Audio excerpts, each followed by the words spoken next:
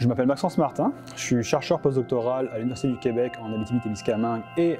à l'Université du Québec à Chicoutimi, mais je suis aussi le créateur et directeur de Symphonie Boréale, donc un projet mélangeant art et sciences. Symphonie Boréale est un projet collectif qui se base notamment sur ma réalisation et celle aussi de Frédéric L. Tremblay. Et en fait, globalement dans le projet, on s'est séparé en deux principales parties. Il faut savoir que moi, j'ai créé les symphonies boréales, j'ai créé le son, et je me suis occupé de tout le parcours didactique pour vraiment contextualiser, expliquer et mettre en avant les symphonies boréales. Et en fait, Frédéric s'est plus intéressé à l'aspect immersif, donc vraiment l'habitat central, tout l'aspect lié aux projections, à comment on peut immerger un spectateur après qu'on lui expliquait le sens des symphonies boréales.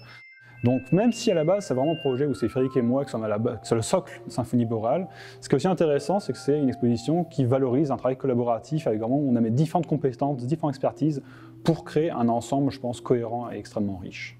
Symphonie Boréale, c'est un projet qui trouve son origine dans mes travaux de recherche où je m'intéressais à la dynamique, au fonctionnement des vieilles forêts boréales du Québec. Et en fait, en travaillant, j'ai remarqué la difficulté qu'il y avait de pouvoir un peu faire sortir ma recherche en dehors du domaine scientifique, de pouvoir vraiment amener les vieilles forêts aux gens, amener tout le concept ou toutes les connaissances sur ces forêts-là au grand public. Et donc c'est là que s'est créée une idée en fait, de passer par des médiums artistiques pour pouvoir parler des vieilles forêts boréales. Et plus précisément, en fait, Symphonie Boréale met en musique la croissance annuelle d'arbres composant plus d'une vingtaine de vieilles forêts boréales du Québec. En fait, j'ai créé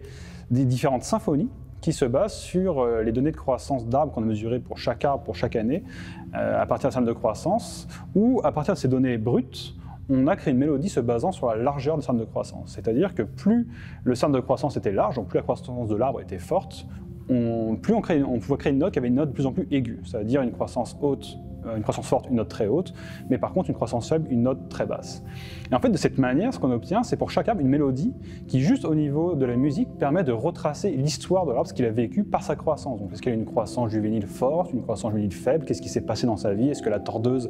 est venue un jour lui brouter ses aiguilles, et tout ce genre d'événements, on peut l'entendre à l'échelle de l'arbre par rapport à la mélodie qu'il va nous jouer. Mais ensuite, l'intérêt, c'est qu'une fois qu'on groupe ces mélodies à l'échelle du peuplement, de la forêt, en fait, tous les arbres peuvent chanter ensemble et créer une symphonie boréale où là, on retrace vraiment l'histoire de la forêt en se basant sur le chant de chaque arbre mis en même temps et dont le synchronisme permet vraiment de reconstituer plusieurs siècles d'histoire de la forêt juste par la musique. Donc le visiteur peut poser un casque sur les oreilles et en fait écouter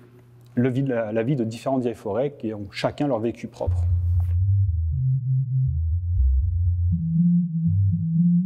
Et donc ça, c'est vraiment le socle de Symphonie Boréale, mais pour juste ne pas avoir des sons dans les airs un peu abstraits,